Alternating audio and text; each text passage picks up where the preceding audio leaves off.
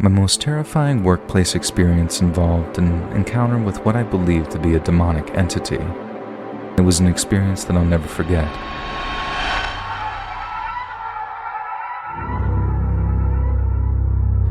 This happened a few years ago when I was working overnights as a custodian on a college campus. Working nights in an empty building is creepy by default, but there was something different going on in Building 8. Something unsettling. Something malignant. Starting the very first day after being reassigned to that building, I began having intense nightmares. And these weren't your normal bad dreams. They were unlike anything I'd ever experienced. Night after night of violence and carnage, and they didn't go away when I woke up. They lingered long into my shift each night. A key piece of backstory was my recent divorce. I was only a few months removed from it when I started working there, and that divorce destroyed me, emotionally, spiritually, and financially. I went through a prolonged dark stretch, and this job was the first step to getting me back on my feet. I liked having a series of tasks to keep me busy each shift. It gave me a sense of purpose and accomplishment.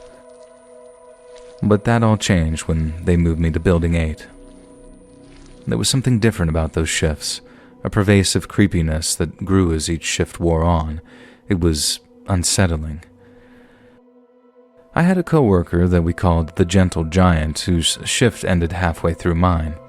I hated to see him go because once he was gone, I was alone in the building for the rest of the night. At that point, my uneasiness would rapidly intensify, almost like the malignant force knew that I was now alone and would ramp up the psychological oppression. Fragments of the previous night's nightmares would force their way to the surface, and they were horrifying. In each dream, a new murderous, lust-filled chapter unfolded. The dreams would start with me attacking my ex in some violent, rage-filled manner, and then I'd have my way with her in every way possible. Sometimes mutually, sometimes against her will, but always afterward I'd finish her off in some brutal fashion, usually with a blade, but sometimes with my own bare hands. Having a nightmare like that just once is eye-opening enough, but having it night after night is horrific, and it affected me, poisoned me with intrusive thoughts, left me teetering on the verge of real-life violent outbursts. And it goes without saying, but I probably should mention it. That is not who I normally am. I've never been violent toward any women, let alone my ex, and the last time I got into a fight was in middle school. Needless to say, those nightmares were changing me into someone else, and I feared that I was nearing a breaking point. Between the divorce, the sleep deprivation, and whatever was in that building slowly overtaking me, my sanity was teetering on the brink, and something was bound to give. There was another unwanted side effect of those nightmares, and that was me obsessing over my ex all over again. I'd find myself scouring her social media, dwelling on all the ways she'd done me wrong, fixating on her posts with her new boyfriend and becoming increasingly vengeful. My obsession got so bad that one morning, after my shift, I found myself parked outside her apartment, contemplating how easy it would be to make one of those nightmares a reality. I shook off that compulsion and drove away, but it was undeniable that some oppressive force was slowly enveloping my mind, body, and soul. And then came the night of my creepy experience. I was on the back half of my shift on an otherwise typical night. Jared had already left, and once he did, the images from my nightmares began to overwhelm my thoughts. I put on a podcast to distract my mind, and it did help, but the oppressive force intensified. And then I thought I heard something. The sounds of someone shuffling down the hall. I thought maybe Jared had returned, and I went looking for him. As I did, the shuffling sound continued, but I couldn't pinpoint what direction it was coming from. I found doors unlocked, lights left on, but no sign of Jared or anyone else. After looking around, I tried to convince myself that it was just the sounds of the building settling. And then it happened. I heard a cacophony of banging sounds throughout the entire building. I turned around to see the classroom doors of the hallway were all thrown open, close to a dozen of them. These were heavy fire doors and had to be manually opened. My pulse was racing as I stood there alone in the empty hallway. Images from my nightmares flashed through my mind. I turned and ran, and as I did, I heard whispers from every direction. Whispers telling me to end her, to punish her. And when I rushed out of Building 8 and ran across the empty parking lot, the whispers seemed to follow, and it felt like they were chasing me. It took me a frustratingly long couple of seconds to retrieve my car keys, but when I finally found them and piled into my car, the whispers slowly receded. I drove out of the parking lot and went straight home, and I never went back to that job. The phone calls from the college began a few hours later and continued steadily for the next few days. I never answered a single one. Eventually, they slowed and then ceased altogether. And just like that, my nightmares stopped. The irritability faded, and I began to feel like my normal self. I found a new job doing admin work, and I got back to living. And then, maybe it was 6 months later, I ran into my old coworker Jared in the parking lot of a strip mall. He was excited to see me, and he immediately asked me what happened that night. I explained the beeping and the doors, and then he asked me about the graffiti. I told him I didn't know what he was talking about, and he pulled out his phone and had me scroll through a series of photos. He explained that in every classroom of that building, something was painstakingly drawn on the whiteboard. Some of the drawings were variations of the same word, while others were complex images that looked like hieroglyphics. The word, written in dozens of different forms and languages, was Asmodeus. Jared explained that this was the name of an ancient Persian demon that predated the Bible and the Talmud. Now, I've never been very religious, so I don't know what to make of all that, but I will say this. Whatever entity lurks inside that building, I hope to never encounter it again.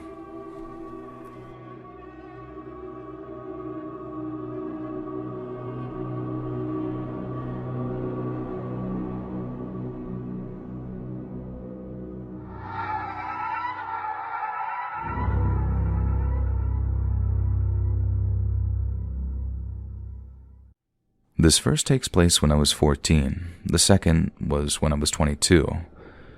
When I was in high school, I had a best friend named Andrew and my cousin Joseph.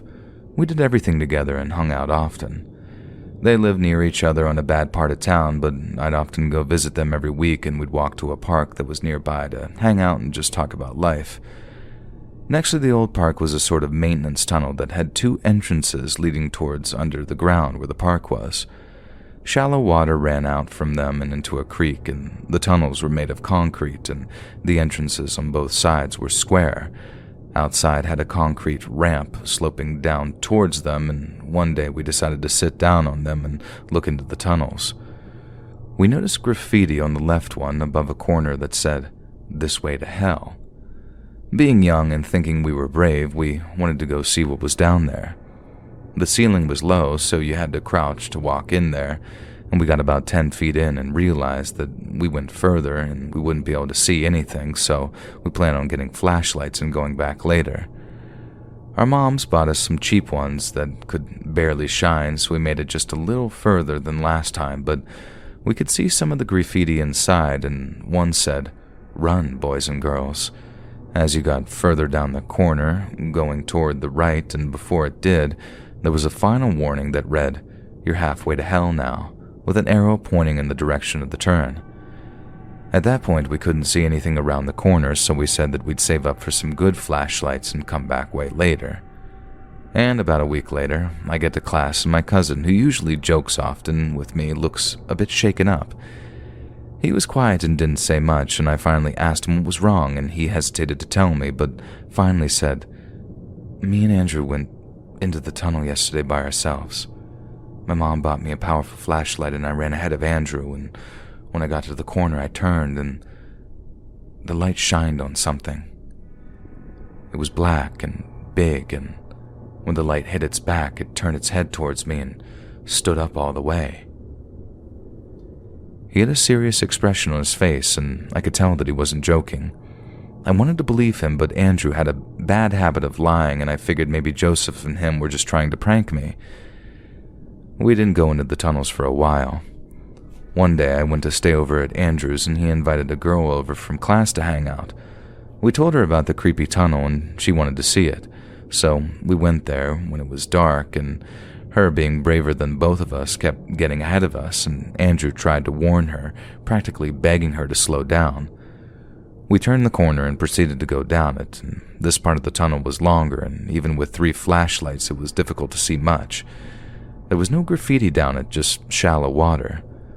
We got to a wall that had a smaller, circular hole that led down further, and just before that the ceiling arched upwards. We stood up to stretch our backs. Me being 6 feet 4 inches, I was able to stand up all the way with my head still not hitting the top. As we stretched, it suddenly hit me that Joseph had said about seeing something stand up at the end of the tunnel, a part that neither of us had reached before until now, and I looked at Andrew and said, Joseph wasn't lying. We got out and went back to Andrew's. We told Joseph what had happened, and at this point, although we were scared, it was still something scary to show others. And he called one morning to tell me his cousin stayed over the night before, and that after telling him, his cousin wanted to see it, but not to go in, just to see where it was. Joseph's mom was a little strict on him leaving past a certain time of night, so when she fell asleep, they snuck out in the middle of the night to go see it. When they arrived, Joseph said that they walked down the concrete ramp and heard voices, like multiple people talking from down the tunnel.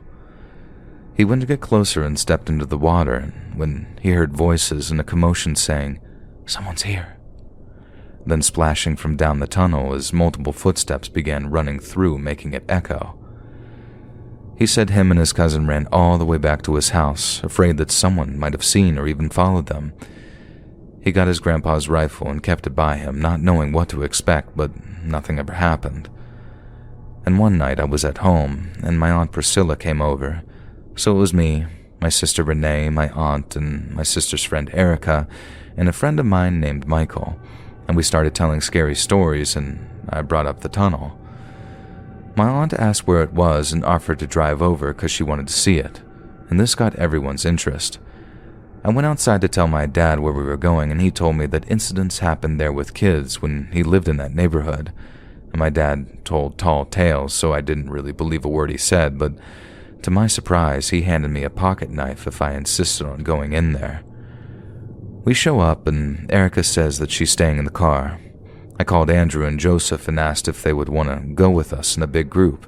I guess safety in numbers, and since we didn't see anything last time, I figured it would be smart. They walked over and we all went in. As we got to the corner and turned, my sister started to get ahead of me by a few feet.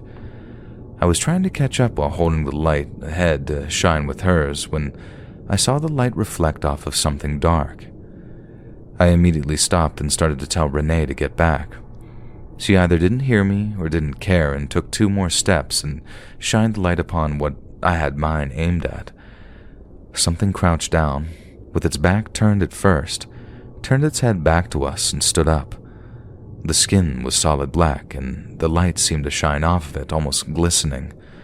From what I could tell, it was massive, and the head near the ceiling, as it was where the roof arched upwards. The thing I could clearly see were its red eyes. Just 2 embers in the dark staring down at us. I've never heard my sister scream like that. Just pure, guttural terror in her voice. She turns to run past me, pushing my arm, yelling at me to run. My entire body locked up from fear, but she didn't see that I was still behind and kept running. I'd never been so scared that my body refused to move. I panicked and grabbed my leg, forcing it to budge, and then the other, too afraid to look up, but was imagining that this thing was heading my way. As soon as my legs could move, I turned and ran faster than I've ever ran in my life. I ended up being the first person out of the tunnel, although the rest of the group, including my sister, were ahead of me, and we agreed to never go in again. A couple of months later, me and Andrew planned on going to the park to hang out and saw a birthday party was happening, so I suggested that we go into the entrance of the tunnel where the light from the sun was still visible, just to have a little bit of privacy and talk and not be near anyone. He was hesitant at first, but agreed as I told him that I wasn't going anywhere near the darkness. We got a little ways in, and the uneven ground elevated near a spot, making the water run around it, creating a dry spot. And we sat down and began talking for a bit until we heard some kids from the party come down to the entrance and ask us what we were doing. We tried to encourage them to go back, and when they insisted on staying to ask questions, I told Andrew, let's get out. I don't want them coming down here. We went to leave, and as we came out, we saw a man telling the kids to go back, and he turned and looked at us and asked, "What were y'all doing down there?" I told him that we were just talking and hanging out, and his face turned very serious, and he asked, "Did you see anything down there?" I felt my heart begin to pound. This was a complete stranger that we had never seen before, and I tried to pretend that I didn't know and asked, "What thing?"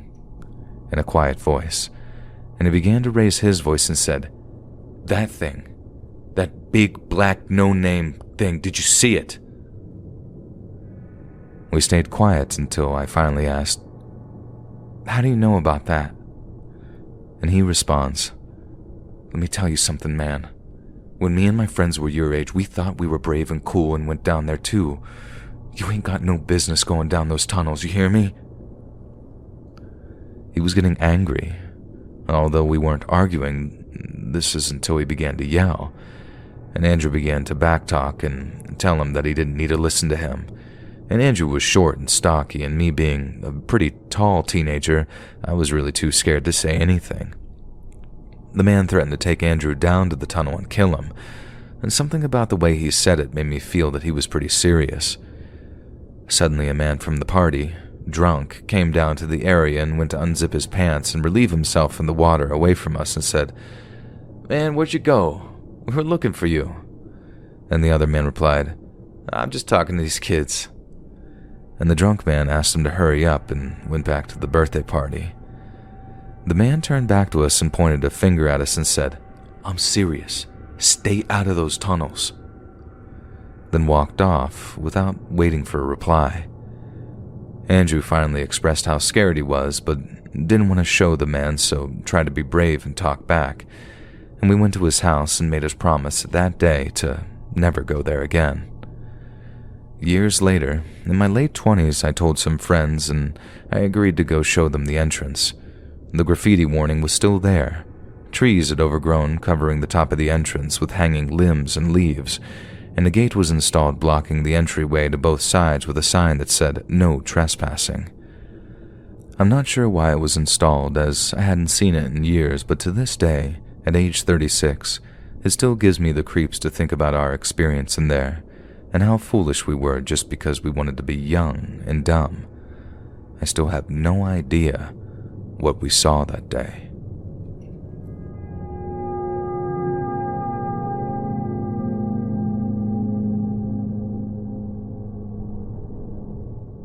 I've only shared this story with a few people, but even now when I think about it, it freaks me out. I was around 16 years old, growing up in a small town where exploring the hills was the thing to do. This incident took place at the north end of Ruby Valley in Elko County, Nevada.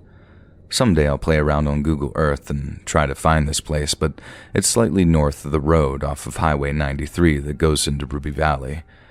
I always like checking out old mine shafts and ghost towns. That kind of stuff really intrigues me. At the Burger Bar in Wells, Nevada, where I'm from and grew up, they had these old turn-of-the-century maps under glass on the tables. On one of them, it showed several ghost towns just north of Ruby Valley, so I figured that I would go check them out. As I hadn't been in the area very often, I gassed up my '72 Dodge W200 pickup. Being a redneck and /K before 4chan even, I grabbed my HK91 and set out. I found some old foundations in the lower country and started heading into the mountains themselves. I started finding abandoned mine shafts, and it was pretty cool, so I kept going up. I took this ancient road that was no more than an overgrown cattle path by this point in history and came upon a tree blocking the road. It was an old piñon pine, also 2 feet in diameter, that blocked the road. After the tree, the road continued straight for about 200 yards, then hooked right before coming back 180 degrees. I parked my truck in front of the tree and set out on foot. I grabbed my HK-91 with one 20-round magazine and the rifle and put another 20-round mag in my back left pocket. I always had my rifle with me. I've encountered mountain lions and mine shafts before, and just generally I like to shoot stuff, get up on the ridge lines and shoot boulders from a couple of 100 yards away. And anyways, as soon as I climbed over the fallen tree, I had a creepy feeling as if though I was being watched. I continued on for about 200 yards to the point where the road started carving right and gaining elevation towards the cabin. At this point, I realized not only did I feel like I was being watched, but it was also dead quiet. This was in June, so everywhere else you went, you could hear those cicadas, but not here. It seemed as soon as I crossed the fallen tree, the mountains were silent. No bugs, no birds, nothing, just deafening silence. As I came up to the turn, there was this big rock about 15 feet in diameter.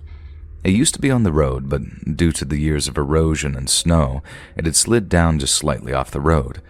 It seemed to be red limestone or something like that, which stood out since they are not that common in this area. I looked at the rock, and you could tell that there were carvings in it at some point in time, and due to weathering, whatever was carved on it had been worn off. I kept walking up the road feeling incredibly creeped out, but I really wanted to check out that old cabin. It was obvious that no one had been there for quite a while. At this point, I was probably 3 hours off-road to get to this point, and I got up to the cabin, and as far as abandoned houses and cabins in Nevada go, this one was in pretty good shape. All the glass in the window was still intact, and there were remnants of curtains behind the windows. In the back of my mind, something told me that I should be leaving. I went inside the cabin, and that's when I started to get the feeling that something was off. Most cabins you find out in the middle of nowhere in Nevada are barren, with maybe a bit of broken furniture. This one was different. It was completely furnished.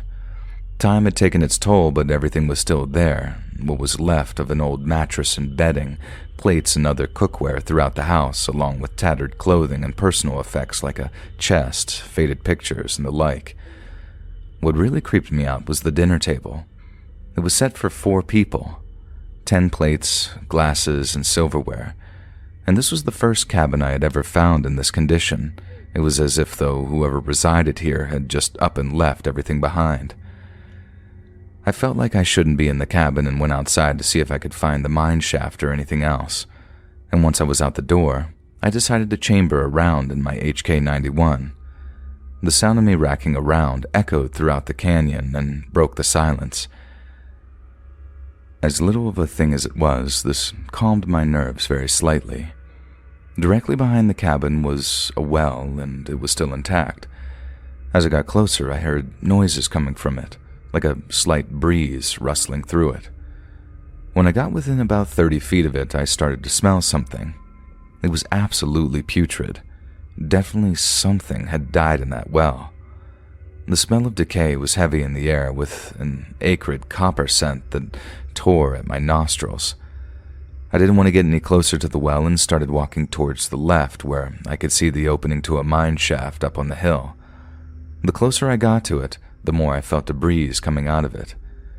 This is not really uncommon if you've explored mine shafts before, as the breeze could be coming in from another opening for the mine. But the thing was, it was perfectly calm as far as I could see. There were no trees moving or any signs of wind. As I got closer, another thing struck me as odd. The breeze coming from out of the shaft was hot. Most of the time it was cool, as most mine shafts maintain a constant temperature. The closer I got to the shaft, the slower I moved towards it. Nothing since I crossed the fallen tree seemed right. The closer I got to the opening of the mine shaft, the more of a feeling of dread and being watched that I got. And I got within about 15 feet of the shaft when the smell hit me. It was the smell of decay and copper, but much stronger than the well.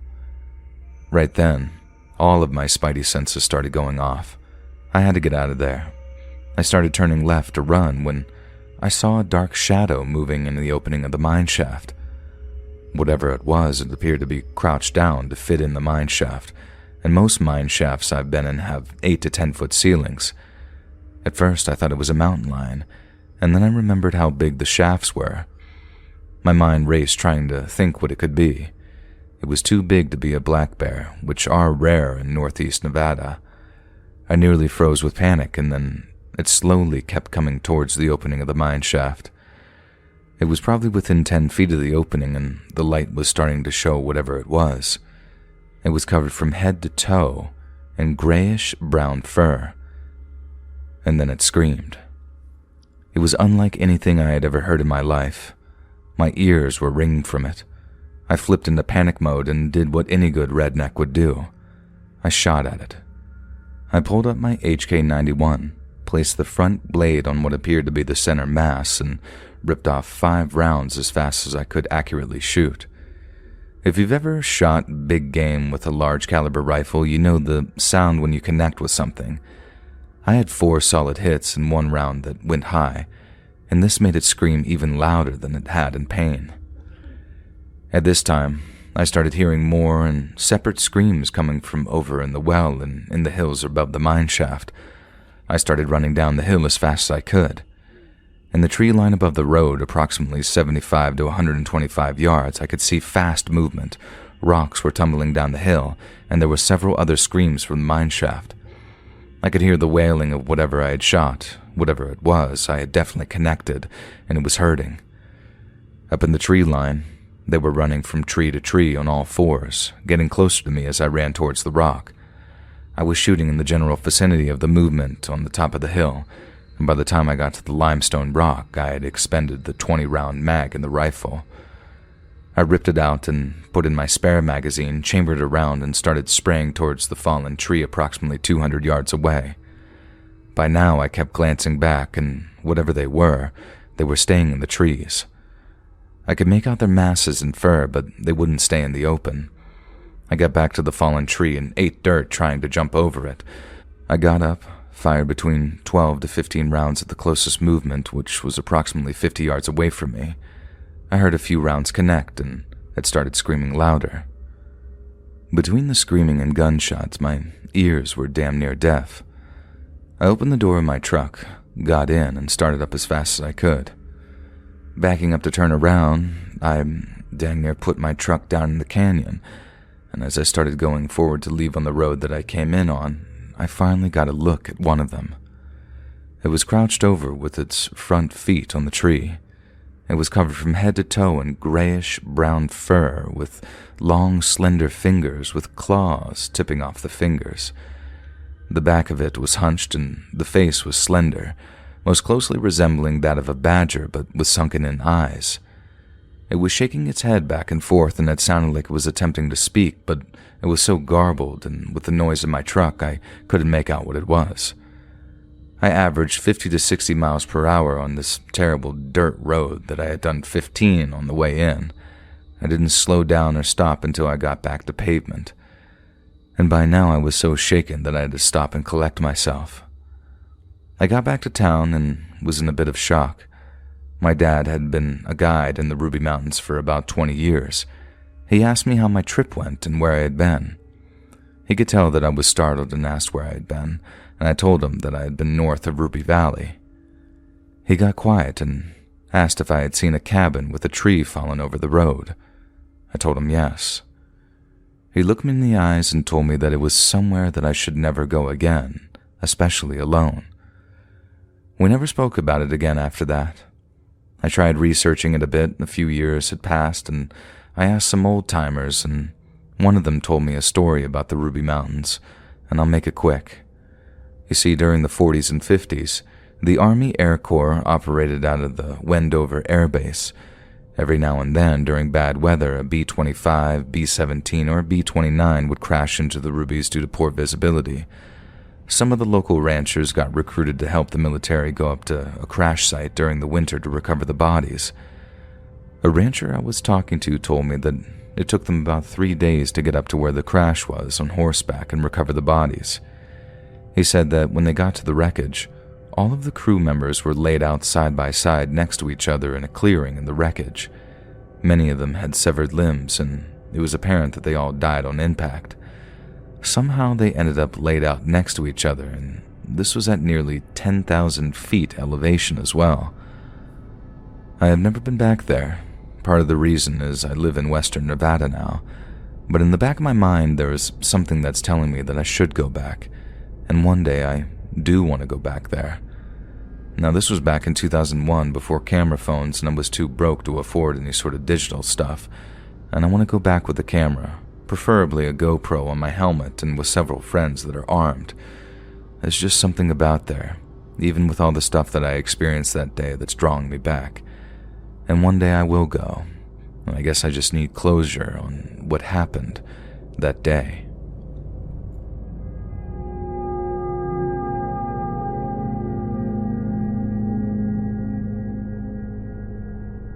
The events described in this story happened about a month and a half ago in Shenandoah, West Virginia. Although I typed this up about 2 weeks ago, I just haven't really had the guts to post this until what happened yesterday.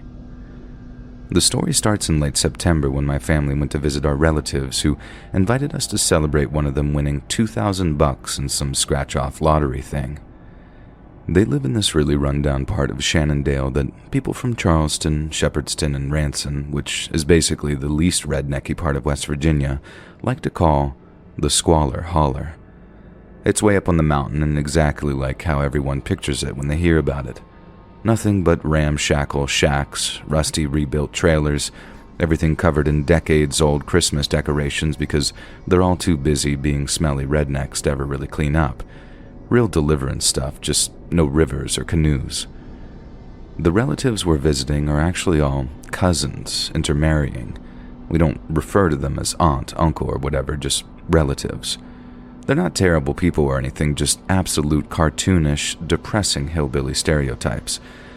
So anyway, we're up here in this godforsaken trailer, and it sucks.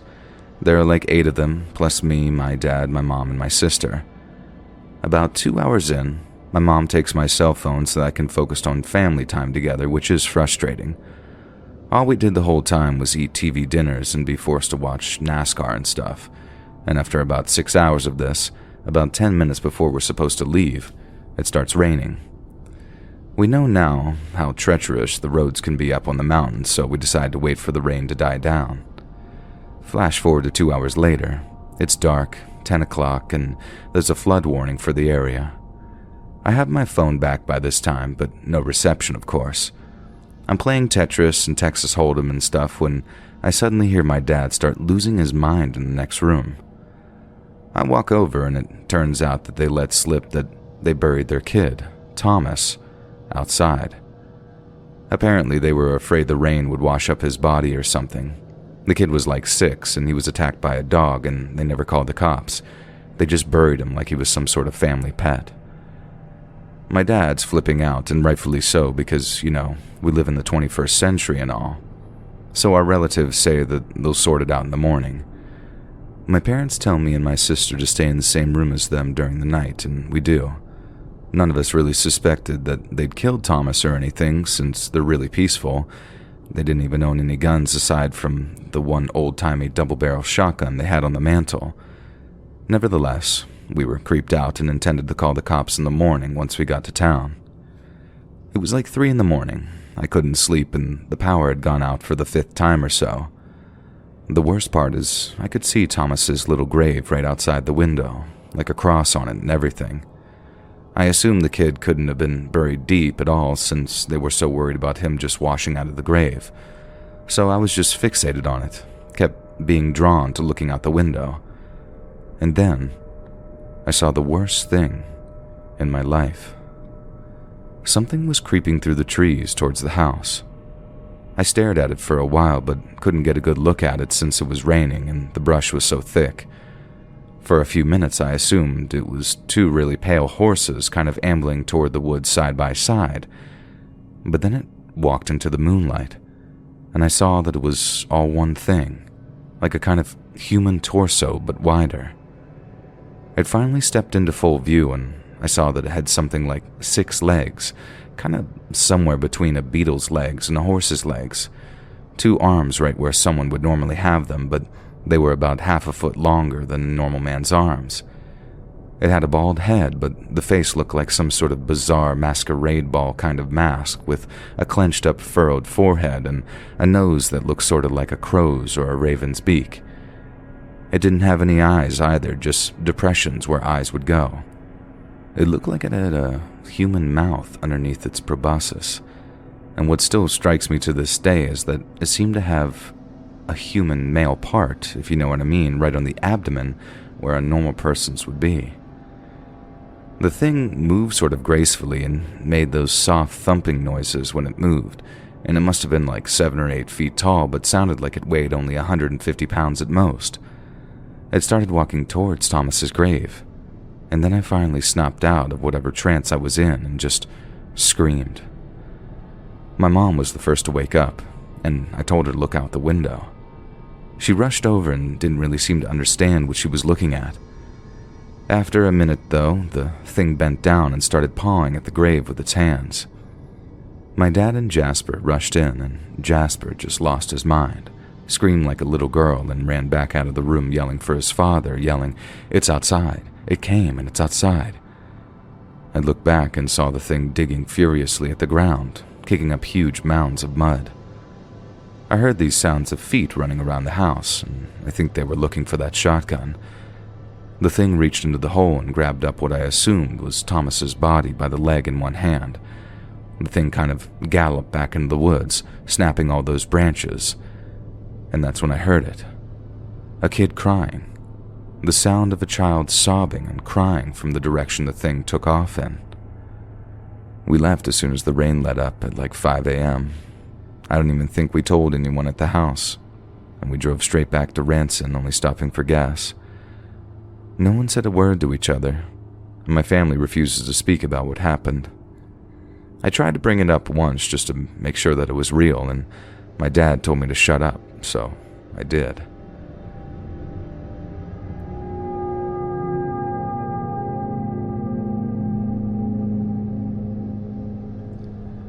I've always had an overactive imagination.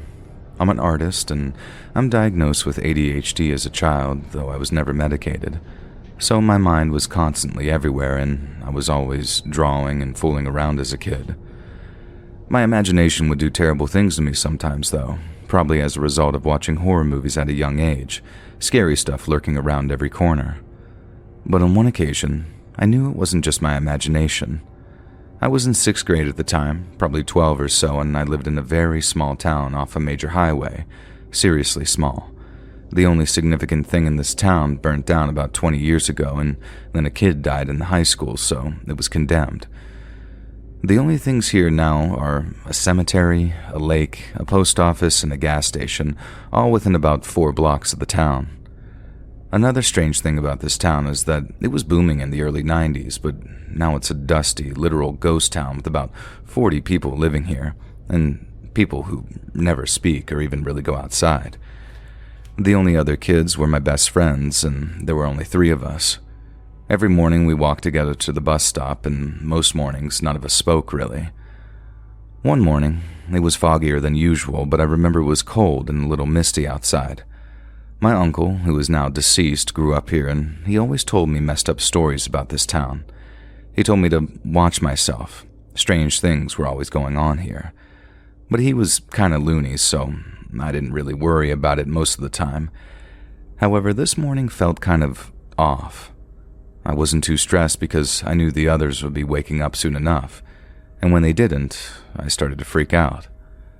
I stood alone at the bus stop, and my imagination started going wild. I was in the middle of imagining a set of eyes in the mist about 10 feet away from me when I saw something walking. This was absolutely real, and I remember every detail. It was a man in shape and stature, but the way he walked seriously made my bones feel numb, slow and rhythmic, almost like he was floating. My 12-year-old eyes bulged out of my skull, and I remembered freezing in terror. I can't even stop shaking while I'm currently typing this. And then he looked at me, looked directly at me. His eyes, they were so far apart. They were almost on the sides of his head, which were oblong, like a sideways egg, but not that long. And he had a small nose in the center, absolutely hairless, with crooked, jagged yellow teeth underneath a disgusting smile. I've read a ton of creepypasta threads and heard almost exact descriptions of ghouls, and I've wondered if maybe they saw who or what I saw, but it's never the same. He didn't leave me until the headlights of the school bus came over the hill. And then, without taking his eyes off of me, he raised one hand and waved. Not like a goodbye wave, more like a see you around wave. And then he walked slowly away from the spot he stood, which felt almost like a small eternity. When the bus pulled up, I was crying. I don't know why, I don't remember what triggered it, but the driver had to call the school, who called my mom, and she came and picked me up. I tried telling her what I saw, but she didn't believe me. She said it was probably just a guy in a mask messing with me. I knew it wasn't. I know it wasn't because for the next 5 years of my life, he was there, watching me, and almost enjoying our time together.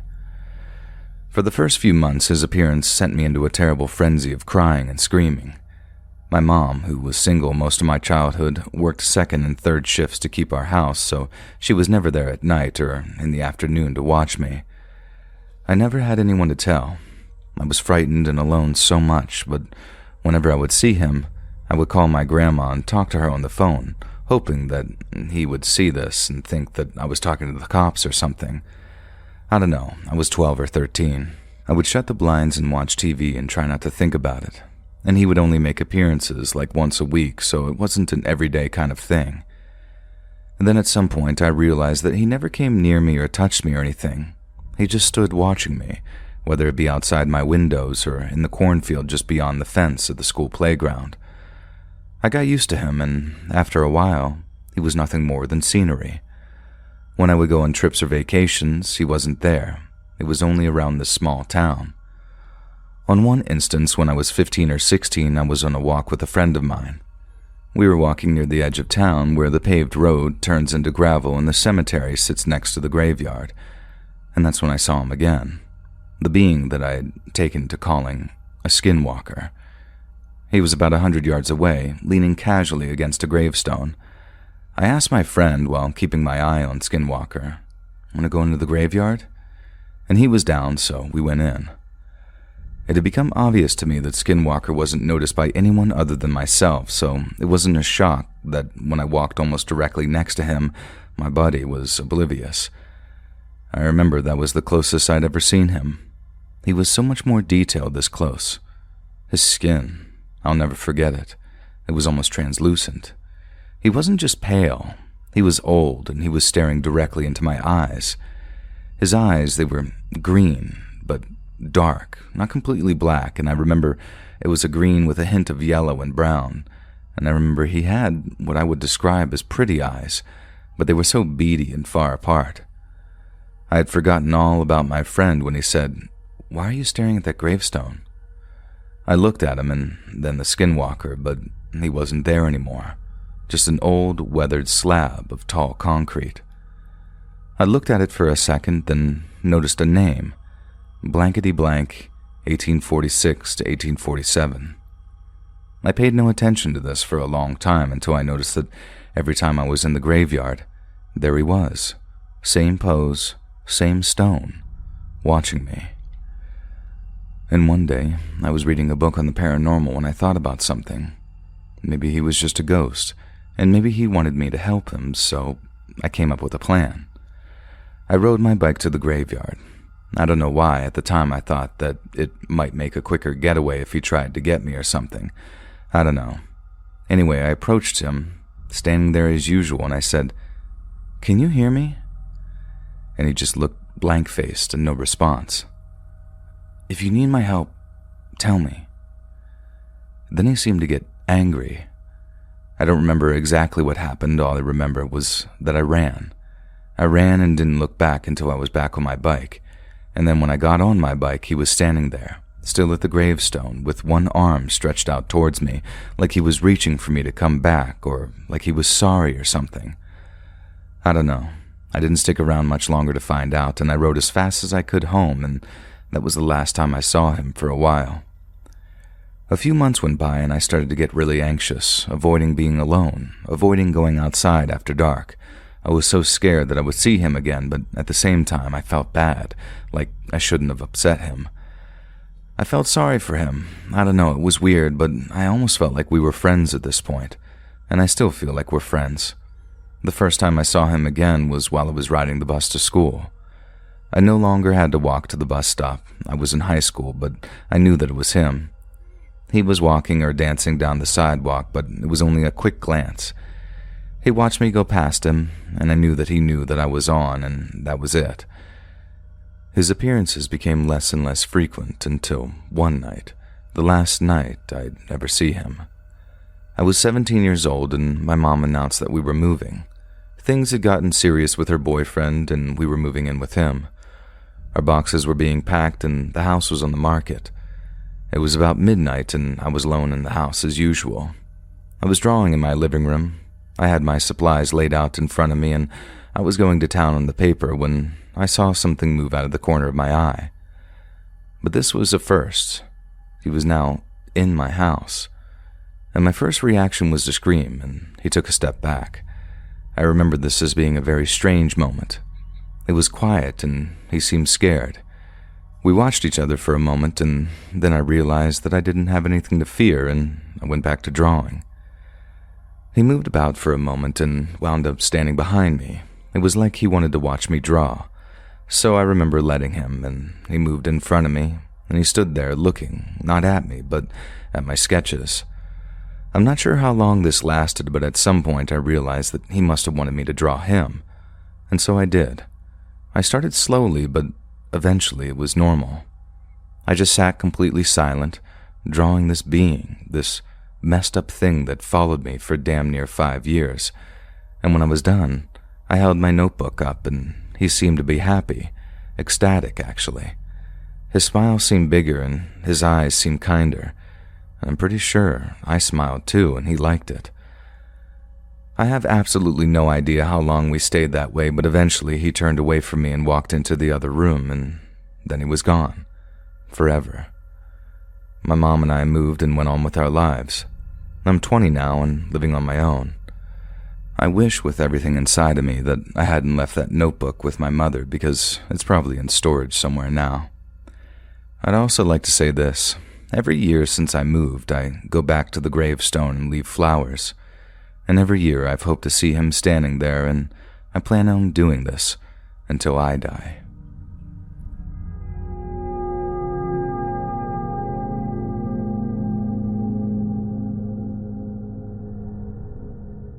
I moved to Kentucky for the fire service, buying 10 square miles of hilly forest with a home at an auction.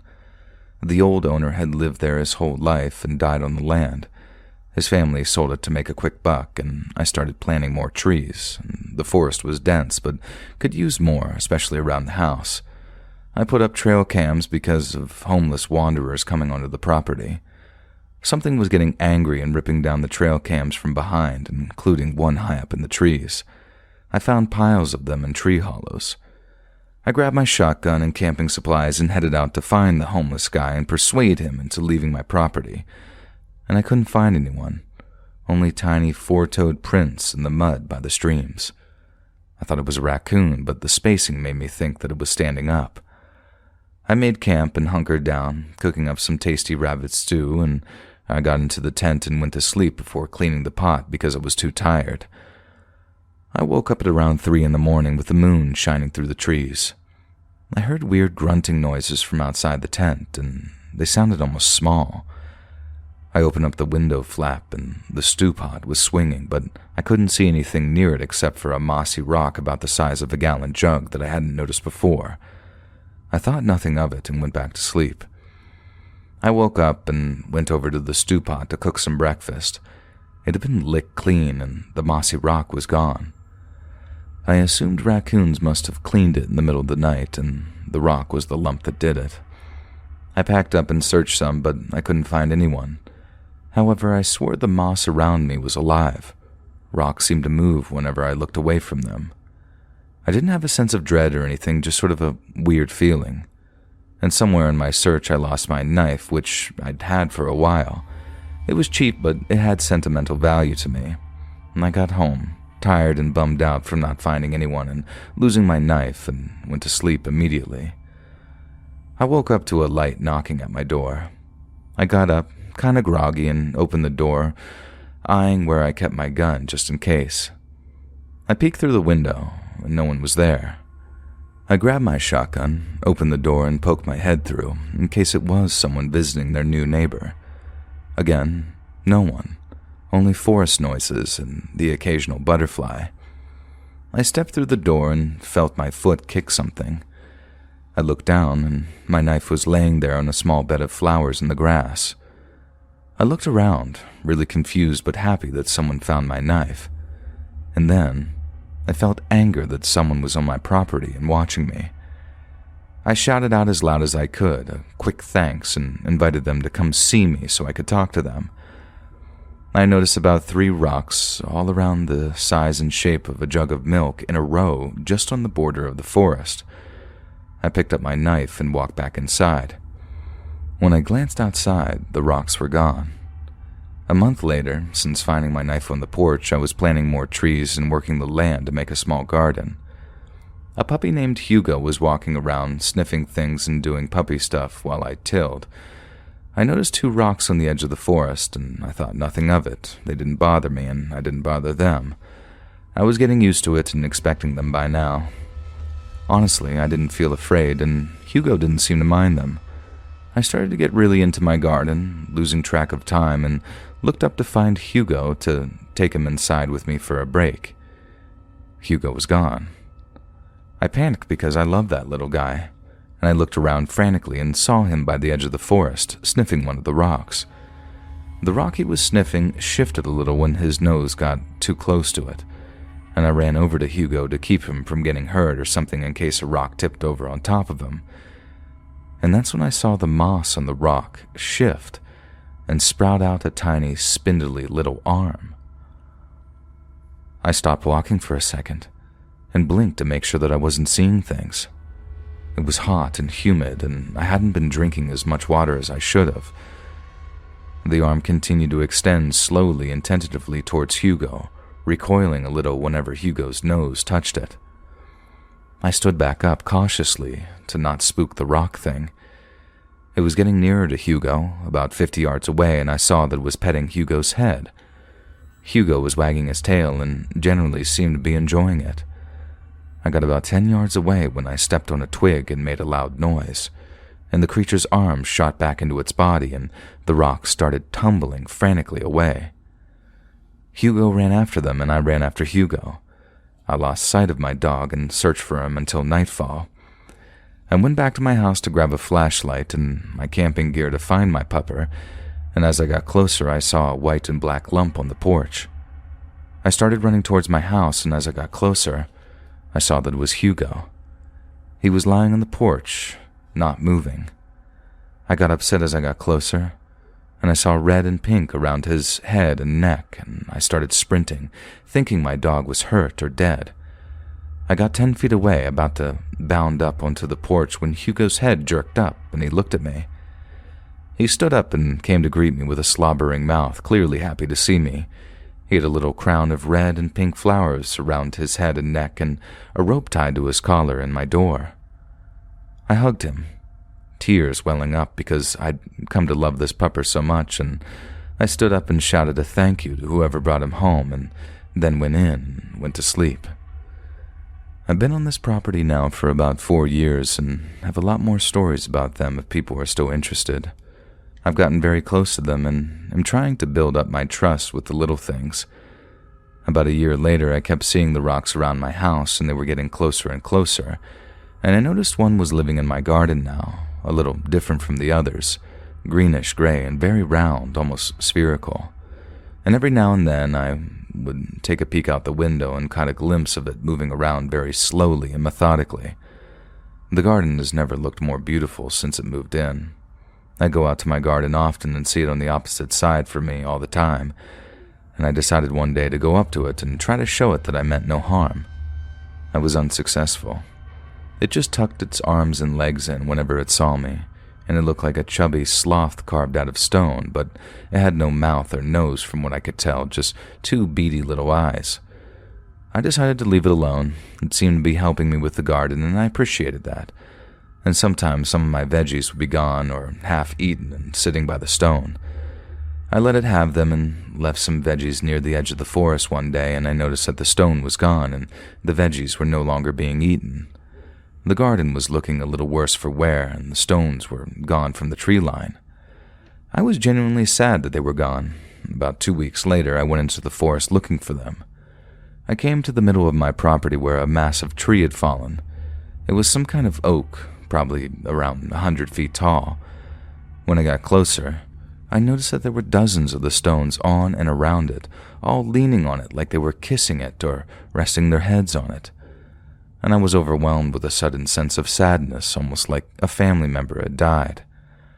I walked over to the tree and placed my hand on it, whispering some sweet nothings to the stones. I went back home after spending almost 3 hours at the tree, feeling bereft of an old friend. And for some reason I remembered that I had a white oak sapling in my yard outside my house, and I dug it up and took it to the bigger oak in the forest the next day with Hugo. I planted it next to the fallen oak so that it would replace the giant hole the older one had left. Hugo was walking around and I caught a glimpse of a few stones petting him. And a few days later I noticed the stones were back on the edge of the forest.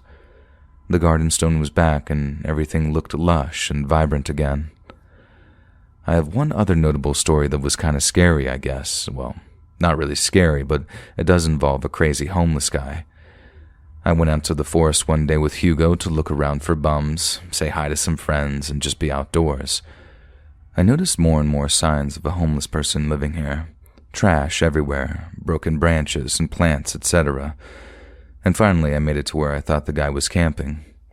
I found a shelter and took it down, but I neatly folded it for him so he could get off my property quickly.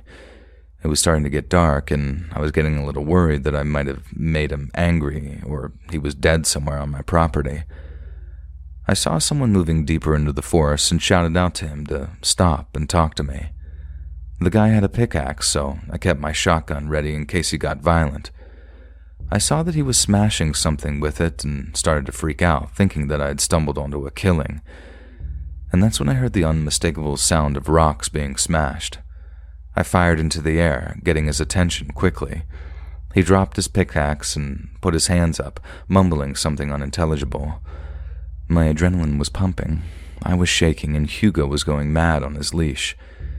I screamed at him about smashing the rocks. He started saying how they were following him and throwing stuff at him. And I almost shot him then and there, but instead, I led him at gunpoint to the edge of my property and told him to get out and never come back. And a few days later, I got a call from the sheriff's office about a body they found near my property.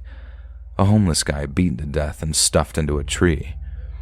They told me a deputy would be coming to talk to me, and the deputy showed up about an hour later and questioned me about it if I had any interactions with the homeless guy. I told him no, and he started to leave, and then turned around on my porch and mentioned my stone fence was a little low but looked good. I looked around and saw the entire edge of the forest around my house was surrounded by stones. I thanked him and saw him get into his cruiser. He left, and I looked back at my house, and all the stones were gone except for 2. I had a lot of small ones, like gifts and whatnot, and they left me flowers sometimes, morel mushrooms, and things I've lost. I've been giving them about 1/3 of my veggies, and they seem to like that. More and more of them show up in my yard rather than my tree line, and they only seem to move when they don't notice me there.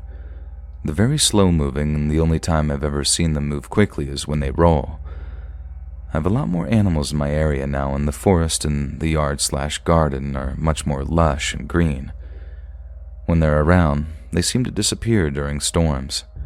I think they either go into tree hollows or patiently wait it out under other kinds of cover.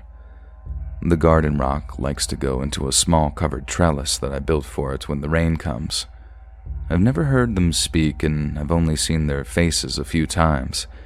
It's just an oblong rock with beady black eyes that looks like polished black glass, very spindly arms and legs. Not bony looking, but more vine-like, that they tuck back onto the body and aren't noticeable. They have 4 toes and 3 fingers and a thumb. The bodies are shaped like a bullet, and they're about the size of a gallon jug. The garden rock is more round, though. Their heads sit on the front of the body rather than on top and kind of blend into it. The eyes are wide-spaced, almost parallel to each other and about the size of a small marble. They're covered in moss and can range from green to burgundy, and I think that might indicate age, but I don't know. When they stand up and walk, they look hunched over, and they tend to wobble more than just walk, with arms out like they're carrying something under them. There were a couple of things left in the house before I moved in, like some personal documents, mostly health records. And other than that, I know the guy came from Holland, and he built the house when he was over 50. None of his family wanted the land, they just seemed to want to make some quick cash. I did let them spread his ashes in the forest, though, because that's where he spent most of his time with his wife. And her ashes were also spread out there, according to their daughter. He seemed like a sweet old man. He liked woodcrafting, and I found some of his stuff here and there in the basement in the shop. I left a figure out that he made on the porch, and the next day, it was gone. I'm not sure if the little stone people took it or if it was some other animal passing through.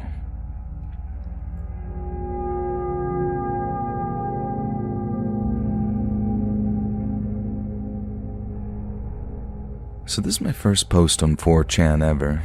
I'm kind of weirded out because sometimes I come here to read stories when I'm bored, but this thread really hit home. I'm not a big believer in the supernatural, but I had one instance in my life that freaked me out. It is eerily similar to several other stories that I've read here describing skinwalkers. It happened in a place called Miracle Mile, or around there in the state of Wyoming. My family was living in Montana for work, and we took a camping trip with another family. I'll tell the whole story in the next post once I know this is how you respond to a post, and believe me when I say that this is my first ever post on 4chan, and it looks like it worked. Feel free to ask me any questions, as this will take some time to type the full story. You see, it was summer of 1998, and my dad and two brothers, along with my dad's friend and his two kids. They were Canadian, but my dad's friend and his kids were Montana residents, and they decided to go to a campground near Casper, Wyoming for a fishing trip. We all traveled together in a van all night and arrived at the site late at night. I'm the oldest in my family and the same age as the oldest son of my dad's friend, so we decided to have our own little dome tent while everyone else stayed in this large family tent. We made camp beside a river and went to bed with no disturbances. Now let me describe the campsite. It looked like the surface of the moon. No trees, only rocks and desert. A really lousy place for a 14-year-old to camp. The site was chosen by my dad's friend, an avid outdoorsman and hunter, due to supposed great fishing. The next day, we decided to explore. All the kids headed off to see the river and play around, and while hiking, we came to this large rock outcrop. The base was stained black with large blotches the size of dinner plates, and we found animal bones on the ground. Kinda cool, but not anything us young kids thought of as weird. The day was spent in general kid fashion, and as night came, we had a nice meal and sat around the fire. We began hearing weird noises, almost like a baby crying, soft and distant. All the kids were freaked out, but my dad's friend assured us that it was a bobcat and very far away. I don't know anything about this and would appreciate anyone knowledgeable in this to confirm either way. He had a rifle in the truck and a .38 pistol with snake shot, as he called it, for ammo. So we decided to file it under not an issue and went to bed. My friend and I were in our own tent playing cards when we heard some movement outside. This was about an hour and a half after everyone went to bed, so we slowly zipped the fly down a little and looked outside. My father's friend was blocking the perimeter with his gun drawn, almost searching for something. We kept quiet while we watched him pace around with a concerned look on his face. And before he went to the main tent, he retrieved his rifle from the truck and loaded it, taking it with him to the big tent. We've never heard anything else and passed out for the night. The next day, we asked my friend's dad why he was outside last night with his gun drawn. He told us not to worry and that he had thought that he had just heard something in the camp that was kind of fishy. For us, it was weird, but I could tell that he was still a little strange about it. I should say that he's not a crazy man. He's actually a very intelligent engineer with no paranormal thoughts or anything like that. And we believe he was just worried about a legitimately dangerous animal causing damage or being a danger to everyone there at the camp. And that day, we had some weird occurrences. First, we discovered several dead rodents on the rock with black stains. We now think that the other stains were older kills, blood marks. Very weird, and we have no idea how they got there. Second, we discovered tracks in the sand around the camp. They almost circled the camp, 25 meters around us, well within where darkness would have been. My dad's friend said that they resembled coyote tracks, but larger. The number of tracks indicated more than one. I don't know if coyotes are in Wyoming, but I assume they are. And third, our cooler in the truck bed was open and food was rummaged through. This pointed to raccoons, as they could climb and could manipulate the cooler easily. However, it didn't explain the tracks, as they were definitely not raccoon prints. After the discovery of the tracks indicating a rather large animal, we decided that we would move camp the next day. The fishing had dropped off as well, so that was that, and it would be our last night here. Everyone was a little freaked out about getting eaten by a wolf or whatever it was out there, and we ate pretty much in silence, and I could tell my father and his friend were now concerned for the kids. We moved our little pup tent closer to the big one and brought our pellet gun to bed. Fruitless, I know, but it was for protection, I guess. The kids all went to bed, and my dad and his friend remained up talking around a campfire. My friend and I played cards until we could hear my dad and his friend finally knock off, and we fell asleep. Sometime in the middle of the night, we were awoken by the sounds of plates and cutlery clanging, as if it was something on the table messing with the food. We couldn't find our flashlights, so my friend and I yelled to wake our dads to see what was going on. And once we did, the clanging stopped, as if whatever it was wanted to listen to where the sound came from. We were sitting in our beds, terrified as to what was outside. Then we heard this low, guttural cooing noise that I had never heard in my life. At this point, my dad's friend called out, asking what we wanted. We started to say something was outside when there was a loud crash.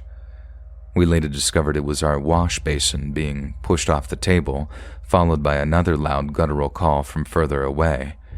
We were full-blown panicking. It felt like my dad's friend was taking forever to go and check whatever was happening outside, and finally, we could see illumination from his flashlight as he opened the tent zipper.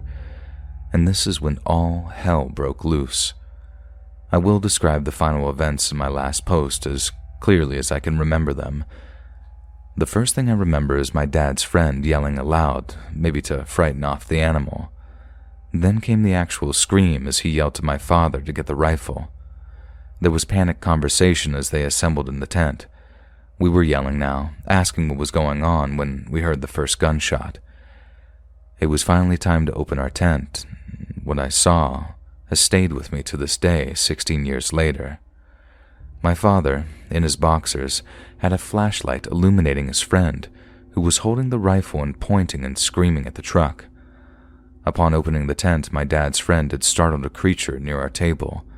Apparently was drinking the water in our wash basin. After my dad's friend screamed at the animal, it made a call to its mate or some other animal standing near the truck. Once retrieving the rifle, he fired at the animal by the truck as the other had ran out of sight. When I managed to look outside, they had been approaching the animal, believed to be hiding behind the truck. My dad's friend approached the truck and kicked the back quarter panel, rocking it in an attempt to flush out the creature, and it worked, and the animal bolted 20 meters past our tent into the darkness. Due to the closeness of our tent, my dad's friend decided not to take a second shot. We decided to pack most of our things that night and slept in the van. We talked about what we all saw and tried to make a reasonable conclusion as to what went on that night. We decided that the animal was about 4 feet tall and very slender. It appeared gray with short hair, but it could have been white or tan due to only flashlights illuminating it. It had long legs that bent like a kangaroo with short arms and a short tail, and it ran on 2 legs, but when it first appeared behind the truck, it was on 4 legs for a short while before picking up on 2. The animal was roughly 3 feet high, and its mouth and face were very dog-like.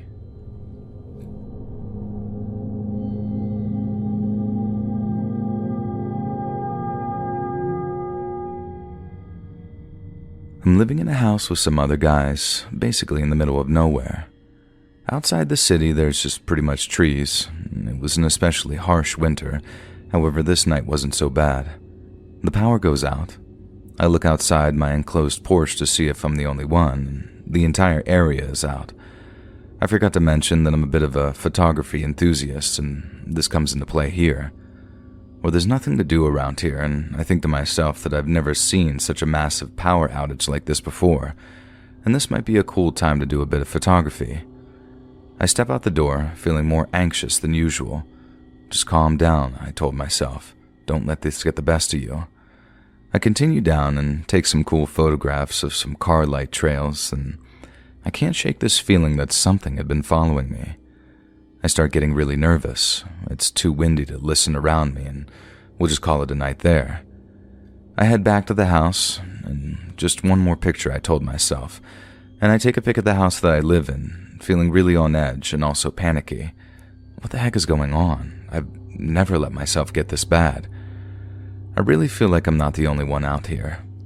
And inside, I take off my boots and snow gear next to the door, and all of a sudden, something slams into the door. I freak out right there, lock the door, and get back to my room. I lock myself in there, calm down enough to sleep, and the next day I go through my pictures. I get to the picture of my house, and this picture is incredibly creepy. I can't believe my house looks like such a nightmare in that picture. But wait a second. That shadow doesn't look quite right, and I look closer. And what is that, I ask myself. I see what looks like some guy with a pig head staring right at me, and I lose it. And ever since then, I've been hearing banging around my house a couple of times a week at night, and whatever that thing is, it wants in, and I'm losing sleep over this.